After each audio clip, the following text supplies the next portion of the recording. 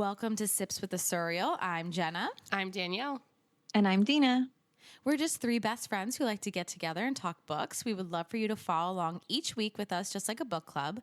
We will tell you the week before what book we will be discussing, so you can make sure you've read it. If you checked out our Instagram, we make art, so we will post our art interpretations for each book we cover. Today we have author J.E. Larson here with us. J.E. is the author of the Valdor book series, A Trial of Fate and A Trial of the Heart, and hopefully soon to be released, A Trial of Two Worlds. J.E., welcome. We are so happy to have you here. Yes, thank you so much for having me. I'm so excited to sit down and chat this book series with you guys. I'm so happy you loved it and just can't wait to dive in. Woo, we're excited too. So here at Sips with the Suriel, we like to pair a drink with the books we talk about. So Dina, my love, tell everyone what we have created today. So today we're drinking Shifter Elixir. It has vodka, elderflower liqueur, blue curacao, you need to work on that word, That's a hard lemon word. juice, and sparkling water.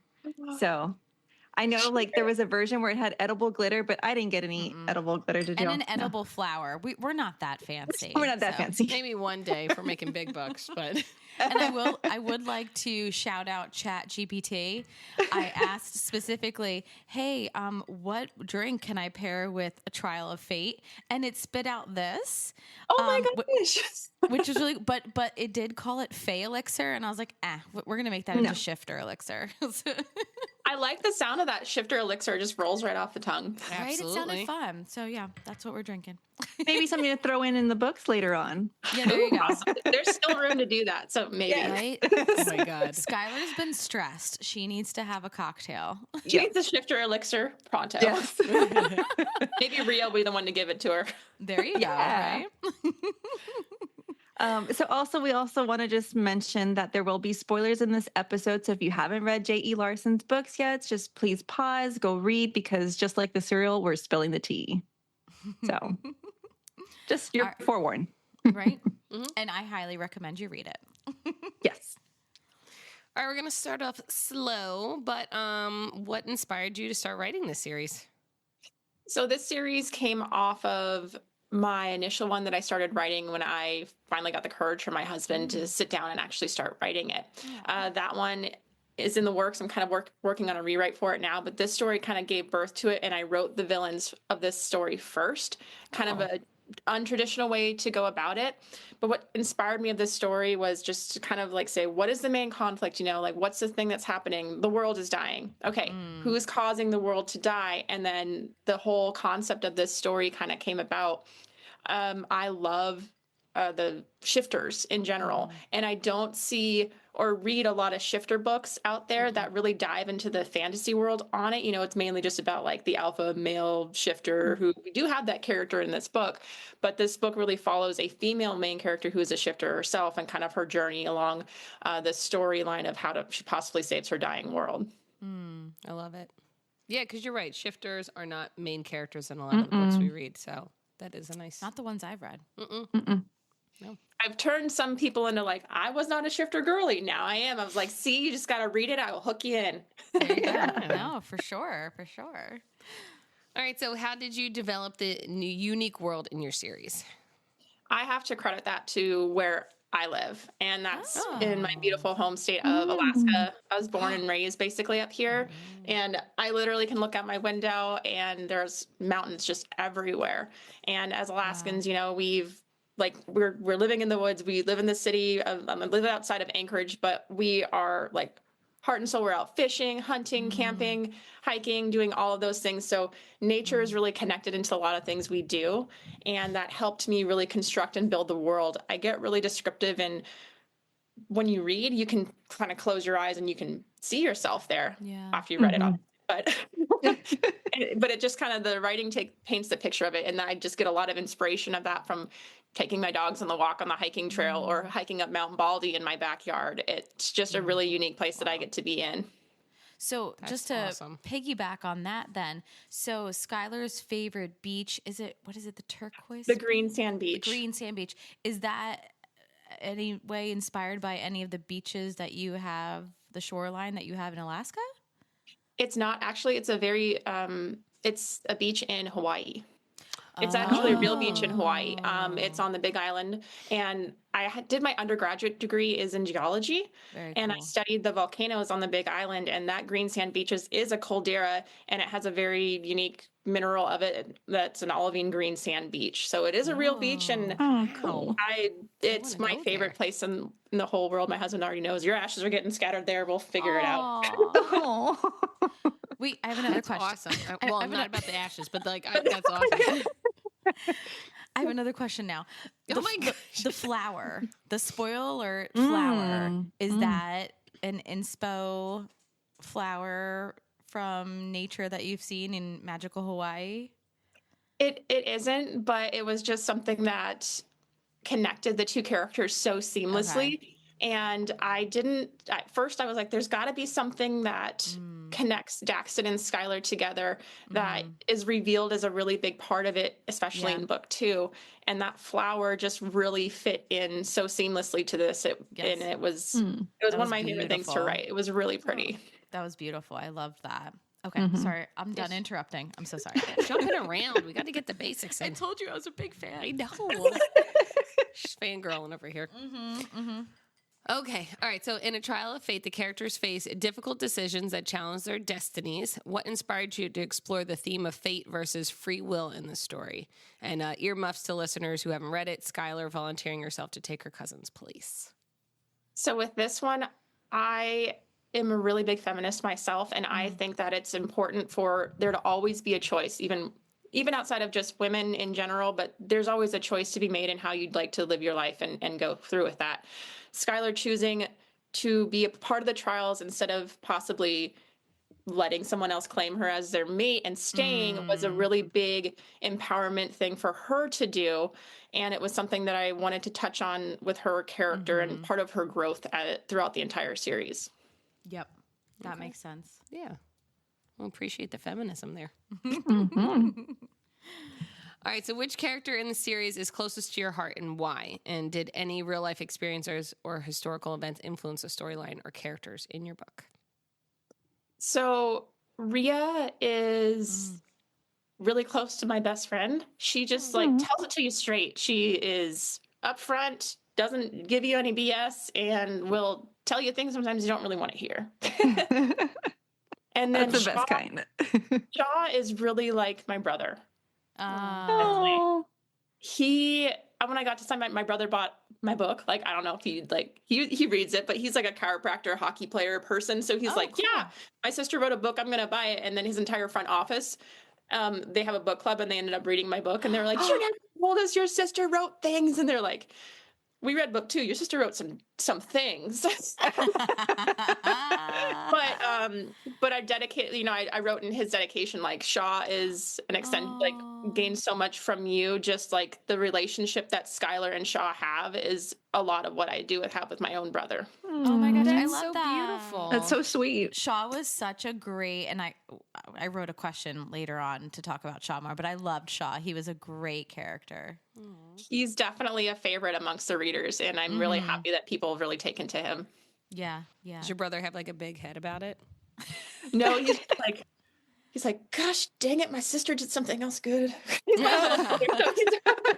always like, okay, what else did she gonna do now? Well, chiropractor and hockey player sounds pretty cool and accomplished. Oh yeah, and he just had a baby too. So now I'm an auntie. He's got his own. Congratulations! Son, so. Is he older or younger than you? He's younger than me. Okay, about so 3 he looks years. up to you. That's nice. Yeah. Older sisters are awesome. I have an older sister too. My brother. All right. Anyway, how do you approach writing a long-running series, and do you plan it all out, or you do the stories evolve as you go? I mean, you already mentioned the other books and some planning, but It's planned out. The big scenes, the ending, every kind of start and finish of a book is planned out. It's the journey along the way that I get to play around with. Okay. There's certain things that I didn't necessarily plan out, but as the characters developed and kind of took on a role of their own, I saw it best to kind of guide them in different directions and how things were going. But the main parts have all been planned, and the ending is done, mapped out, and I know how it's going to end, and it's gonna be good. I can't wait. Well, I don't want it to end, but I can't wait for the third book. You have time. Don't worry. I do, I guess. So what's your writing process like? Do you have like a routine? Do you write somewhere specific? Any inspiration? I definitely am a morning writer, you know, with my day job and then kids, my amazing husband, like towards the end of the day, it's just all gone. So I'm definitely a more of like, I'll wake up at 5 a.m. and get a couple hours of writing in before the kids get up. Oh, And Lord. go to school and work for the day. And I just love sitting like in the living room with my writing playlist on in my headphones and then just kind of tuning the world out and going with it. Ooh, Okay. what is your Ooh, so writing? what's- Yeah. That's what I was going to ask. What's on that playlist? I've got a very large mix of songs. Now you're having me kind of like look it up right now because I was listening to it this morning when I was I want to know. typing I away. wonder if it's like different per book too, like or per scene. Do you change it up? It when I get into a writing mode, it all just really flows. But if I'm in like a fight scene, there's definitely a different vibe to the music. Or if I'm in ahead of a different character with a different point of view, I like to start off the writing with that character's kind of song that I have in mind. Like in Must be so hard. it, but it's really fun. These characters live rent free in my head. So literally, when I'm just out walking or exercising, or I'm just kind of like someone says she's staring off into space, like it's weird, but I'm like imagining these characters talking to themselves in my head and like That's cool. playing out conversations. I'm like, would they say this? I'm like, no, that's not right. Well, maybe if they tried this, and oh yeah, that's how they're gonna do it. That's how it's gonna go. Oh, wow. But That's so fun. How cool. But like with like when I get inside Castor's head where there's a scene with Castor, Love the song that I like to play with him is like Sex on Fire by Kings of Yeah. Leon. That- Kings that- of Leon is Favorite band. yes. Yeah, Yes. it's a great song though. And that screams Caster. Oh, so yeah. Oh, absolutely. what a firecracker that guy is. Mm. And then like who would like when I've got Shaw on there, I don't know who it's by, but it's Born Ready. Dina, Is come on, you know Born- these things. Oh, it's Born Ready by Zayd Wolf. Oh, okay. Oh, okay. Cool. Would be like Shaw's character, and then with Daxton, I have different vibes with him. He's a but his complex main- character. His main song is definitely Infinity by James Young. Oh, I need to look that up. Okay. I don't know that. All right, I like this. It's very specific with each character. It's very cool. And they're a part of you, so that's fun. Yeah, definitely. Okay. Okay, so no, I missed a question. What was the most difficult scene to write and how did you approach it? And do you cry when you write these difficult scenes? In book 1 or 2, or are you just gonna go with book And 1? just Either Either one. any. Any? Either There any. is you're on one. 3. There is one in book 3 that I had to like shut my computer because I wrote it, and then I had to, when you write, you go back and you like reread it to make sure like you're drawn into it.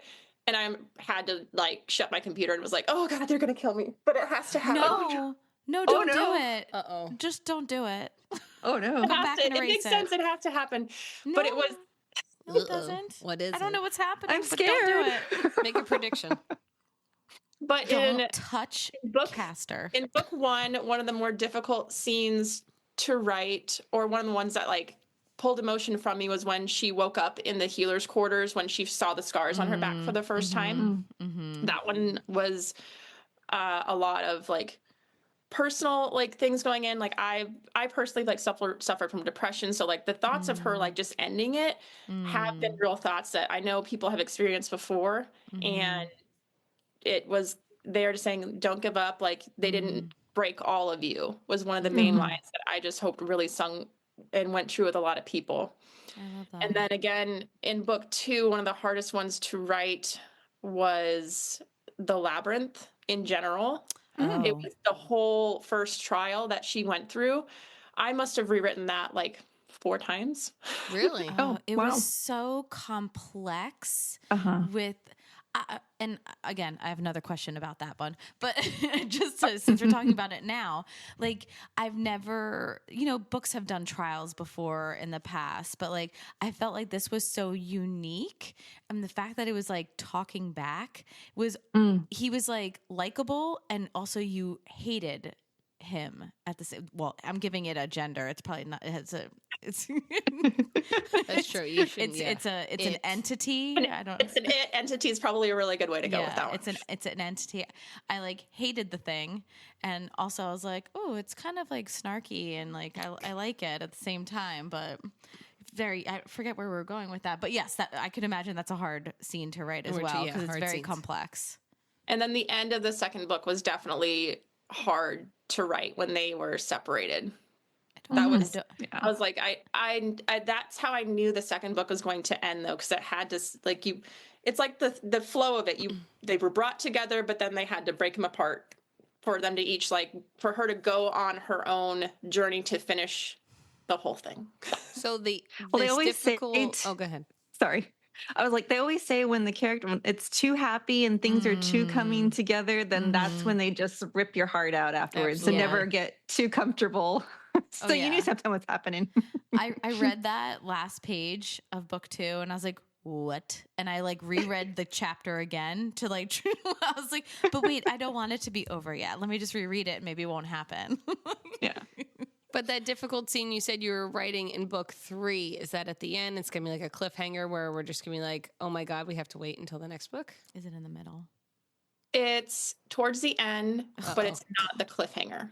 Oh, but it's not the cliffhanger. So, so there's heartache and then a cliffhanger. Got it. Great. Correct. A lot of struggle.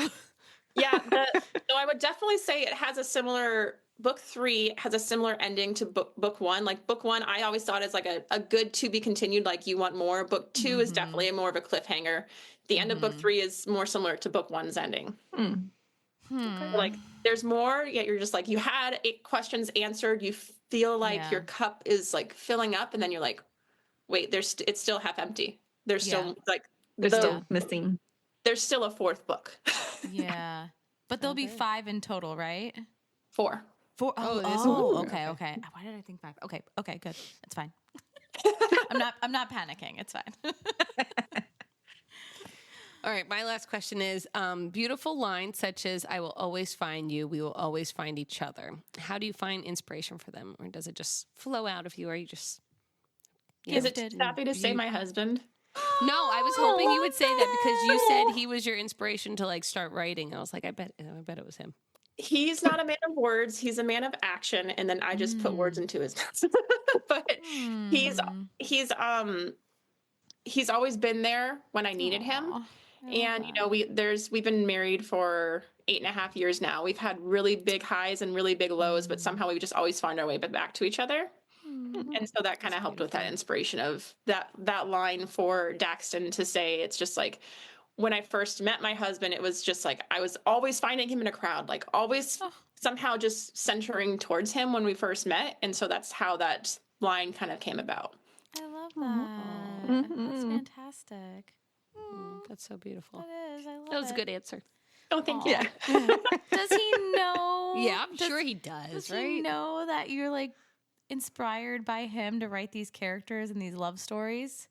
Is it funny that he's like the first person I talked to about things, and he likes the first person who read it. He brought A Trial of Fate with him on a hunting trip up at a mountain when he was goat hunting with his bow. Cuter. He packed it with him. My very first like half printout of like, this is a story I'm thinking of, and he like took it with him. And when you're backpack hunting in Alaska, like weight matters. He's going on like a 30-mile trek with his bow trying to get dream bow. A sheep. Yeah. We both bow hunt, or I have a bow license. He's more of a hunter now. Like, but. Are we talking about like bow and arrow? Yeah. Like I'm so. We're in the Northeast. Like, I don't know what you're talking about. Okay. Philadelphia, New York, we're city people. I mean, when I'm talking about how Skylar's drawing her bow, that's from personal experience. Got it. This makes a lot of sense right now. Yeah. So you're like a real badass. Okay, got it. Oh goodness, I'm blushing now. You can't see that, right? Oh, so he's like a manly man hunting with a bow and like reading his wife's like romantasy book. That's so freaking sweet. Yeah. Oh, I love it. I'm like, he's not afraid He's a to show keeper. it. Like, look what I'm reading. What a keeper. That's awesome. Precious heart. Precious. And then we've got 2 little daughters, so I always tell them, I'm like, you're meant to be surrounded by beautiful women. Just enjoy. What a lucky guy. It's fantastic. Okay. Now that we're done swooning over your husband. All right. So, well, this is actually a perfect question that I wrote then. Were there any characters based on real life inspirations? Like, is your husband, like, is Daxton your husband then? Like, There's a lot of pieces of Daxton that my husband, like some of his lines, like his humor is my husband's humor.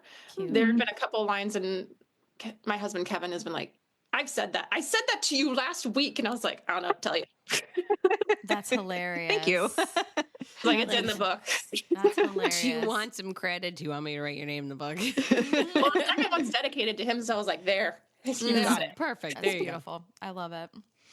But and then it's not like you can't really base an entire character off of someone because they can, but it's easy to put little things that you care about with someone into that character itself. And I think that will always be there for me in my writing. Just because it's you as the writer, I have to really like the main male character, and there's a reason there. That makes sense. Yeah. Okay, so who would your dream fan cast be for your characters, you know, particularly like Skylar and Daxton, if you could pick a celebrity? Is it really bad that I'm horrible at this? Like, I'm so bad at it. They're so good at it. And I'm like, I know who you is put on that? your Instagram one time and people were like Taylor Swift, and then someone picked like a really short actress. Yeah. Someone else picked a really short actress and I was like, I can't see it because like Skylar's so tall. Yeah. They said like Madison, I'm looking it up right now. They said like Madison Eastman I don't know who that or Scarlett Johansson or Barbara Palvin. Yeah. P-I-N, because she's tall. I could see it. What was the Easton? Who was the Easton person? Madison. Madison. Yeah, Madison Eastman. Eastman. Iseman. Oh, Well, I she's don't very know. pretty. She's very pretty. Mm-hmm. I don't know who this person is though. Oh, she looks tall and lanky. Tall and lanky. But like she's got like this pose in this one picture. She's like, ooh, kicky. Kicky. Kiki. You can take someone out. Let's go. Right? Right. Okay. See, look at those legs. Yeah, She look looks at those good. legs. Okay, that's so funny. Okay, and what about Daxton? Anybody? I don't know really off the top of my head. I'm always a big fan of Alexander Skarsgård, That's a good but I don't one. know if that would fit him necessarily. He needs to he needs a rugged side to him. Yeah, Mhm. yeah, yeah. How would Maybe you guys- Alexander would be more caster. Yeah, that would actually be really good for Yeah. Oh, I like that. That's a good pick. There's no one like Daxton. That's the problem. See, all the good main characters, like the reason why you can't find a celebrity that Or looks a like real them, 'cause human. because they don't exist. They're so perfect in Yeah. your mind what you built them up to be. You're like Like he's Zayden. We can't get a Zayden character here, never right? can find a No. Zayden. I mean, like the actor who played Jon Snow, maybe because of his role Ooh, in Game of Thrones, maybe. But Let's then make him taller though. Yeah, I was like, he needs to be He taller. is short, right? Yeah, he's a Yeah. he's a shorty, but we still love him. So Okay, I was kinda we'll like help you. that. We're gonna help you. We're gonna figure this out. maybe that should We're be on my the next Instagram story. We need help with finding Daxton's We Lots can of do that. help. All Lots right. of Yes. help. Yep. Fan cast. We'll your boost book. that. Here we go. and cast Daxton. Thank you. Okay, so what is the most significant internal challenge that you think Skylar faces in the book, and how does it help define her character arc? Was it when she was captured by Blade? Like that seemed like a big pivotal moment for her. It kind of changed the course of her life. It was, and she kind of comes to a realization in book 3, like that she is enough, that she does have her own strength and her own power, and she no longer doubts herself. Okay. And I think it comes to that like peak of a point in book 3, and then later in book 4, she starts to use that power. Okay. So it's kind of a full circle of like she's understanding that she does have it, because in book 2 she starts to understand like I can maybe do this, and she pushes herself to succeed in those 2 trials. And then in book 3 there's a moment before the 3rd trial happens where she owns it and she knows it, and you're reading this and you're just like, finally she's there. She's seeing everything that Daxton's been telling her, that Castor's been slyly telling her, that Shaw's believed in, that Ria's told her from the very start. Like she finally owns that before she does a 3rd trial. Okay. All right. I like that. Yeah. So here, I'm wondering how you're going to answer this. Do you have a favorite antagonist or villain in your book, and like why? Like what makes them compelling? Is it Queen Seraphina? Is it her right-hand man that I can't remember the name of right now? Oh, I mean, you mean Maeve? Maeve. Oh yes, sorry. I'm so sorry. You're good. Yes. You're good. I do. Maeve is probably one of my favorites to write. Okay. For sure. She's like the typical evil queen, but Yeah. there's a lot more to her. And I have a big theory about her. yeah, like there's more to her as you're reading it. You're like, this is just kind of like you've just read the iceberg of the things that she's. I wonder if I can say the theory. Yeah, you're obviously not going to tell me, but can I like tell you my theory about her? And we could cut it if once yeah. you hear it and you don't want this to air. So. We can definitely cut it. I'm taking note of the time right now that I'm asking this. Write that down. So my I'll type it in here. Minute 25. Okay, so my theory is that she actually killed Daxton's mother, right? Like on the battlefield when she like. I don't know if she's going to tell you. I don't think she's going to tell me, but I think she's the reason why they died, because she wanted to take power, and I think she's also reason why everything's dying. I think You're she partially has like, right. Okay, I'll take partial. I'll take partial. Okay. Ooh, but that means it's more complicated. Okay, great. Okay. That's good. And I've had beta readers read book 3, and there's a plot twist in there, and they're like, Ooh.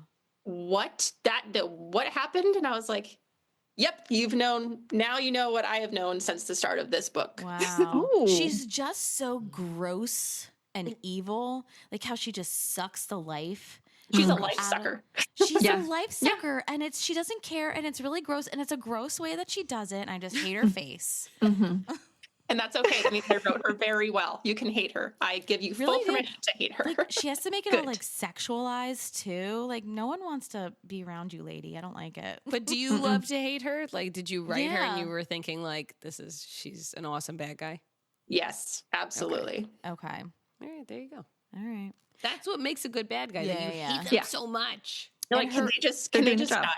Can they just die? And her right hand man that's like just like kissing her ass all the time. Oh, the other High Prince, Seamus. There we go. Yeah. He's awful, but I'm like, come on, like do something redeeming. Like, come on. He's not gonna redeem himself, is he? That smile.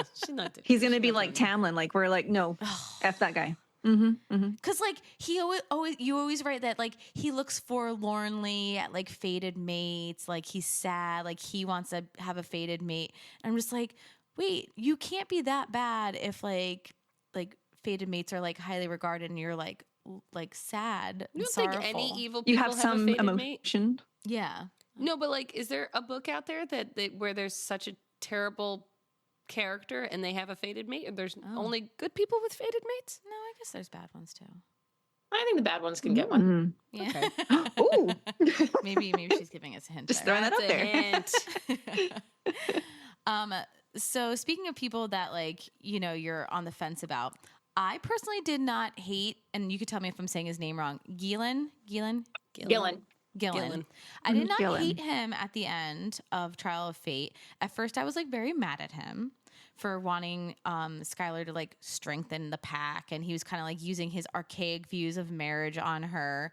But like he did truly love her, and they had a beautiful childhood connection, and his goodbye was heartbreaking. So I'm like assuming we will see him again further down the road in this series. Oh, definitely. He's in book 3. Okay, and great. 4.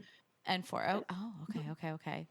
How do you like? Okay, but like, it's so okay I'm a not big to hate him. advocate for Gillen because his character is like really important. My husband hates him, but I really advocate for him because I look if you look at the world that he's in through his lens, he's young. Yet he's just shifted, and now the entire responsibility of all his people are now thrown onto his shoulders, and he has to step into this role that he's been like trained for his entire life. And in marriages, like we take after marriage of like our own parents, and we learn through that. What he's seen his parents do is what he's expecting to do, and he hasn't seen anything different. So for Gillen, like he's just doing what he's kind of been expected to do his whole life. And then him sending his apology to Skylar, like at the very end, was kind of like an olive branch for him. And like, it's a really big step in his own growth to do that for her. It was really sweet with the painted rock and everything. I loved that. The art, you know, you got to soften him up a little bit with the artist side. I love that. That was so sweet. And everyone's like, oh, we hate Gillen, but we don't. We're confused. No, That's how I felt. I was like, no, I don't like this guy. But then towards the end, like Jenna too, I was like, oh, okay. Not too bad. I like him better than I like Kale, but you know, whatever. Fuck Kale. I can agree with that. Yeah. Oh, yeah. Okay. So I loved how Skylar spoke about her connection to her inner animal, and especially in book 1, like not being ready to shift yet. She just didn't want to do it yet. Do you feel like that speaks to the natural human resistance against change? Oh, absolutely. Like everyone's like walking their own path. And I work in education. So I see a lot of different kids writing their own ways and like different learning styles and everything. And it just kind of says not everyone fits into the same box, and you just have to be willing to work with people and meet them where they're at. Absolutely. Yeah. And then getting back to Shaw. So you wrote your side characters so well. Shaw and his particular backstory, which is really heartbreaking. We touched on like how I love his friendship with Skylar, and it's so beautiful. And I really, really, really want him to have a happily ever after. And I know you're not going to tell me, but I just wanted to put it out there that I really want him to have a happily ever after. Just in case you're not set. So many people want him to have his own book. Yeah, I think he'd be a great spinoff. Yeah. Just because his past is so complicated, you could start from there, you know, just giving you an idea. And his future is complicated too. Well, if he doesn't die, maybe that's your next. If he doesn't die, don't say that, Danielle. Anything is possible. No. How dare you? How dare you? I will spill a little tea. He does have a point of view in the 3rd book. Oh, cool. Okay. I like that. Love it. He's very cool. She just said she was going to. And I did appreciate the fan art of him. He's quite a muscular, tall drink of water. Liked him very much. Yes, I was like, oh dang, okay, hi Shaw. Yeah, who made that? That was Carol and Kat. I found them on Book Talk, and they love doing their own little AI character art for books that they read. And they did a whole cast of them. They've done Maeve, Nira, Skylar, Daxton, Castor. Their Castor is like one of my favorite ones that I've seen. It's really good. And then they did Shaw as well. And I was like, shout out to Carol and Kat. Yeah. Both with C's. Carol with a C. Oh, so Katie, it's Carol with a C, and then Katie, Kaiti. Okay. Carol and Katie. Got it. Okay. And then Daxton, our Ice Daddy Daxton, which I know your friend nicknamed him the Ice Daddy. Right? Yes, Andrea nicknamed him Ice Daddy Daxton. I was like, well, that's going to stick now. Right? Forever. Yeah. Instead of Shadow Daddy, he's an It's Ice so Daddy. different. Yeah. So I love how like she's hot all the time, and he's just like, here you go, here's a nice breeze, la la la, like just helping her out. What was it? The the other podcast, they were like the dual wank scene where he plays with ice through the boards. Autumn Wings and Smut was like, that's our favorite scene. Oh yes. Oh yes. Like there's just no words for him really. He's just very high up on my book boyfriend list right now. He's super high up there. Yay. And then Castor, hilarious, very interesting character, snarky other brother, the Casanova, the jokester. He brings like a lot of levity to a scene when like it's needed. I feel like because Daxton can be like the serious guy, and then you got Castor in there kind of joking it up a bit. So perfect. That's all. Typical younger brother, right? Yes. I think I like him. I think he's one of my favorites, actually. Castor, yeah. He's one of my favorites to write in, for sure. Oh, I have a theory about him. Oh, he's secret. he's in love with the spoiler. I forget the name of the demon monster. Yes, thank you. I think he's secretly in love with her. Okay, whatever, fine. That question is explored in book 3. Yes. Okay. I'm like, are they mates? And he doesn't want to admit it, and she's too like traumatized to realize it. Like, okay, but whatever, it's fine. That's just my theory. Your theory will be confirmed or not in book 3. Yes. Okay, got it. Good. Book 3. Book 3. Got it. So your series touches on some deep themes: self-identity, morality, duty to country. How do you navigate exploring those themes while also interweaving romance and the spice in it?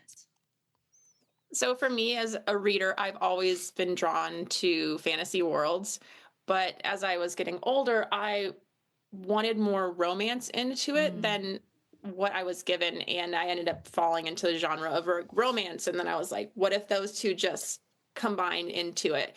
I know Trial of Fate is not like the typical romantasy that's just kind of all about the relationship. This one, I may have like branded it a little bit wrong. Maybe it's more of a romantic fantasy book because it has a lot more of this story and you get connections with the characters, but the romance is definitely still there as a solid subplot to this.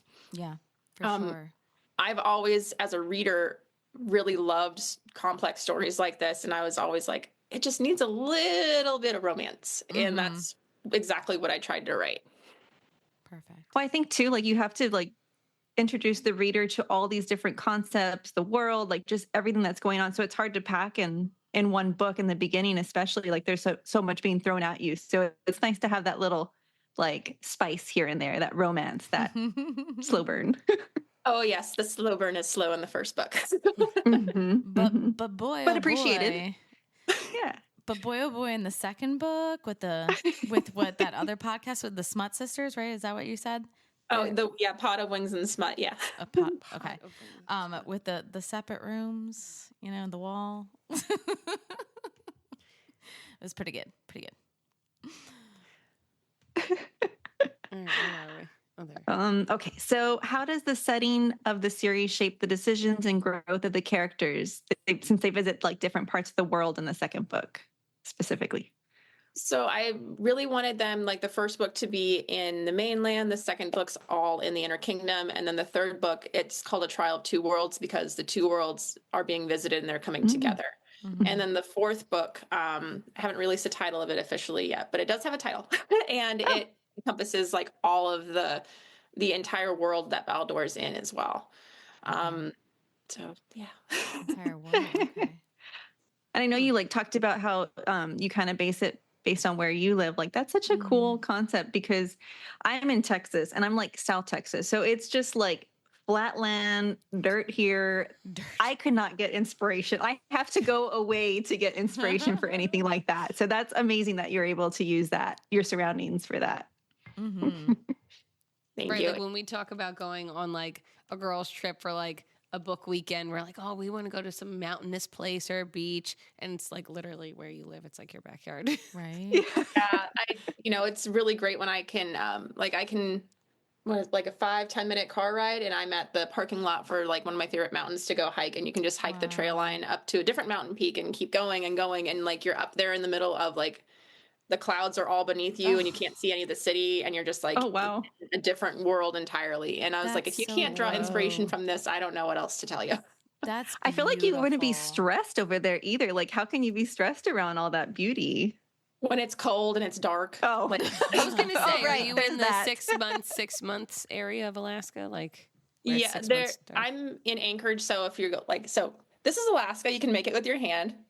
Like the state of Alaska, and I'm down here. Like the 6 months is up here, but it does get dark. The wintertime is personally really tough for me. I do have like a sunlight in my room that gives UV because it's hard when you go to work in the morning and it's dark, and then you're off at like 3 or 4, and then it's still dark.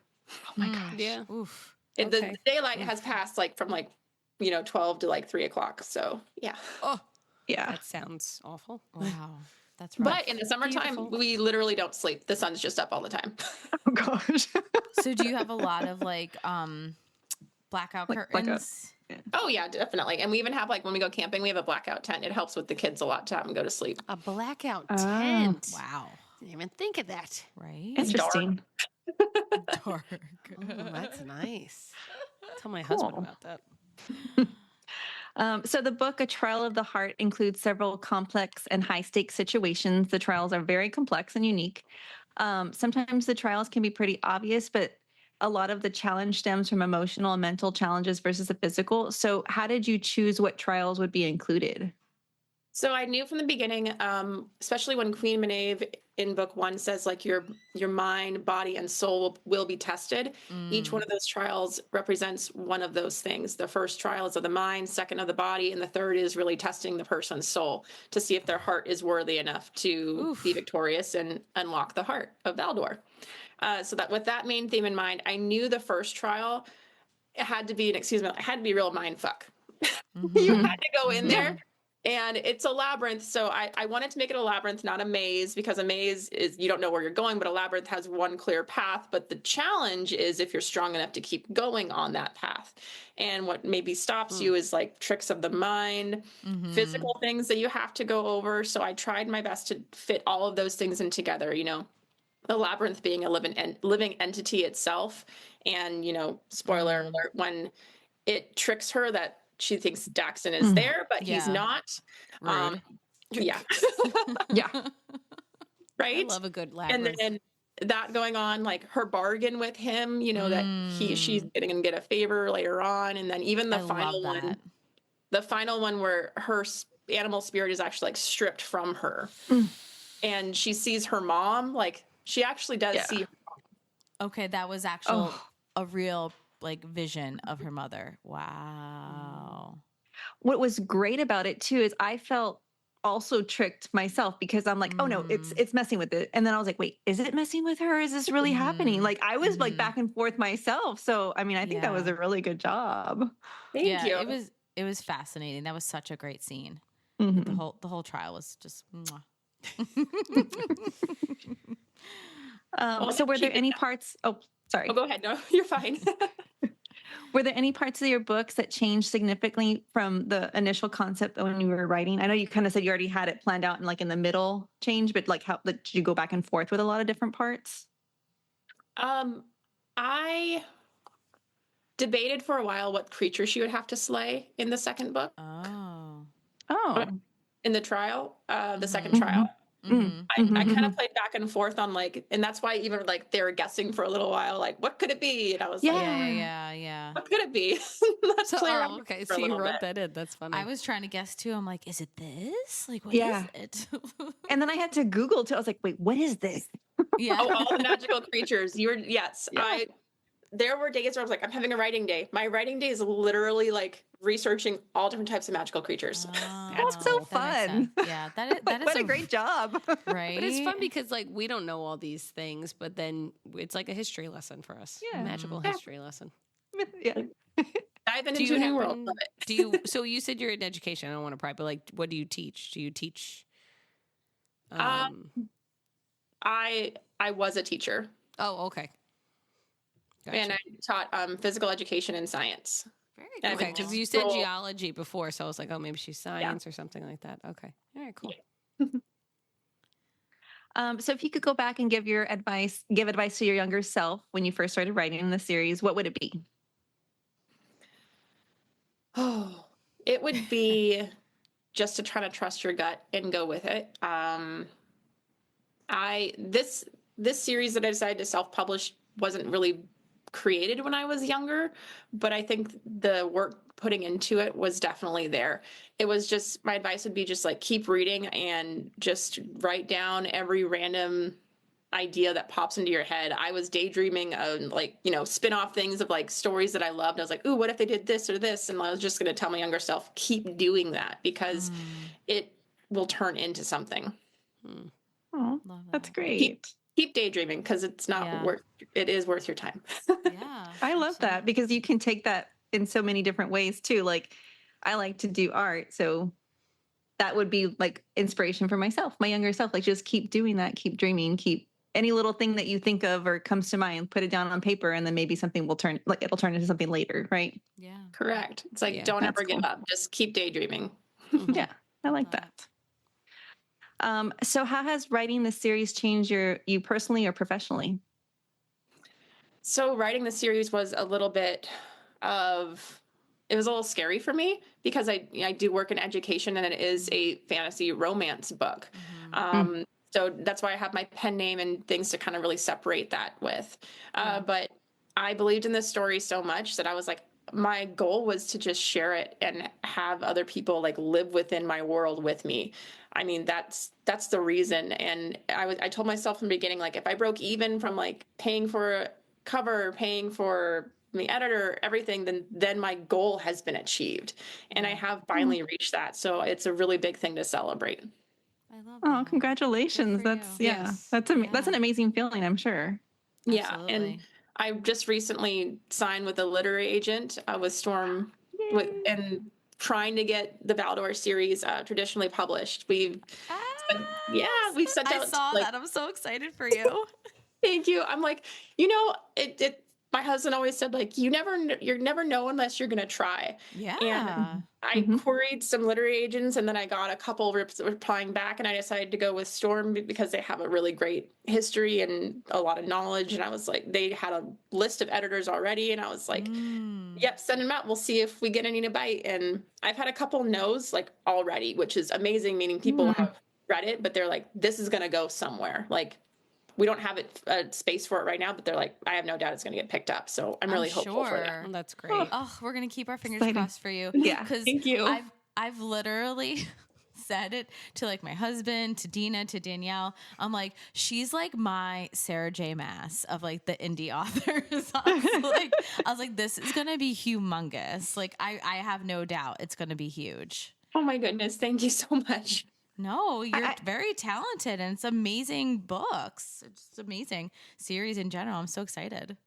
I'm like, my excitement comes from like, I can't wait for you guys to read book 3. I'm just like, it's my favorite so far. I don't know what to do. Is it? Oh, Oh. do we have an approximate? Oh, yeah, release date?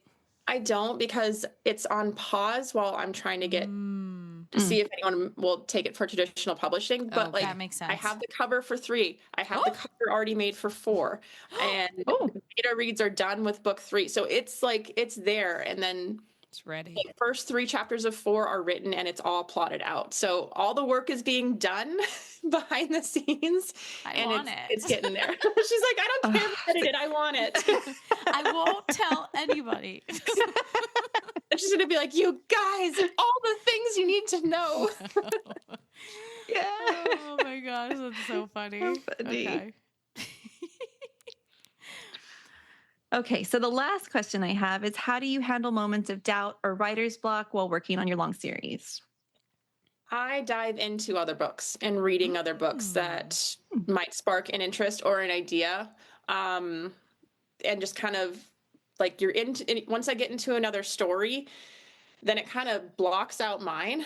And then it allows me just to kind of be like, oh, this is really cool, creative, when I'm able to get lost into another world and using reading, which I do love reading. It's really fun. It's enjoyable that I'm able to disconnect from what I'm doing. It gives me a break. And then I'm able to kind of go back into it with a fresh start. No, Yeah, that I can makes see that. sense. I can definitely see that. I recently attended like a women's art festival, right, celebrating women artists specifically, and seeing some of the art that they put out has now inspired me to like do some of like pieces that I've kind of had on the back burner. And I mean, I totally get that. Like diving into a different series, you can use that to kind of clear your mind and then like refocus on your own. Very cool. Oh shoot, I was gonna say something. What was I gonna? I like got in my own way too. It'll come to me. So this next little segment we do, it's a lightning round. It's lightning round with the Suriel. So it's basically like a this or that question, short answers, okay. right? So just this or that. Okay. Coffee or tea? Coffee. Awesome. Me too. Who would you save in a fire? Tamlin or Kale? Tamlin. I love that. That's two. That's two. That's two authors Last now. 2 that- authors. Love Yeah. it. Good. Yes. I love that so much. Okay. Paperback, hardcover, or Kindle? Hardcover. Or e-reader? Hardcover. Oh, interesting. Early morning reading or late night? Morning. Yeah. Twisted plots or romantic tension? Ooh, romantic tension. Same. And then a Valdor specific one. Would you rather be a shifter or a fae? Shifter. I knew you were going to say that. Yay. Okay, so just some like little conclusion questions. Is there anything you want the listeners to know about the series? Like, don't judge this, wait for this, anything like that?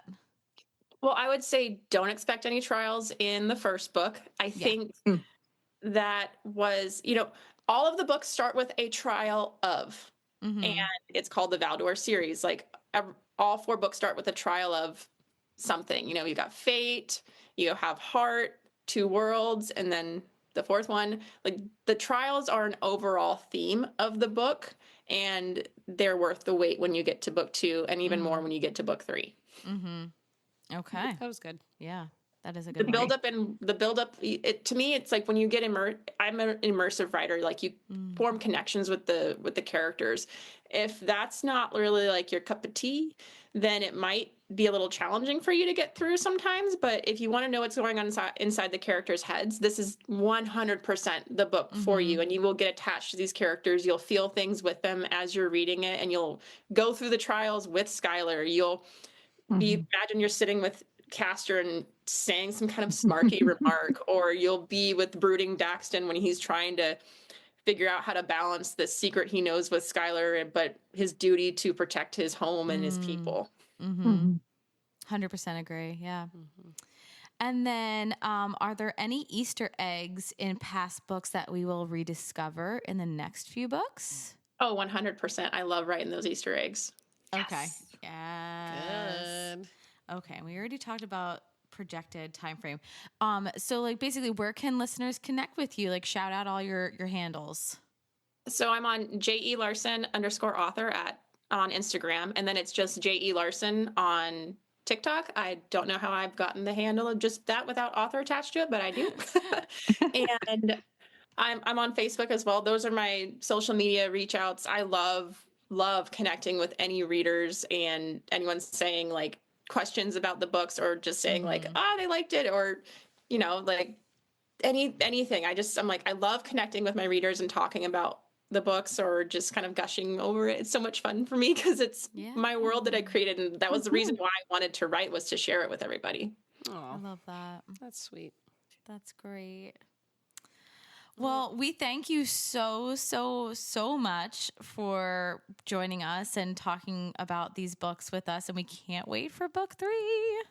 So excited. And we'll keep our fingers crossed for traditional publishing for you, because you deserve it. You deserve it. Yeah. Thank you so much. Absolutely. We'll manifest that for you for 2025. Oh, yeah. I love that idea. Yes. Put it out into the universe. All right, everybody. So make sure you follow us everywhere you listen. Rate and review us, please. Please follow us on Instagram at Sips with the Suriel, Suriel. Click our Linktree bio and follow us on Goodreads. We also put our episodes each week on YouTube, so please subscribe and like. Same name, Sips with the Suriel. All right, friends, keep reading to whatever end. Bye. Bye.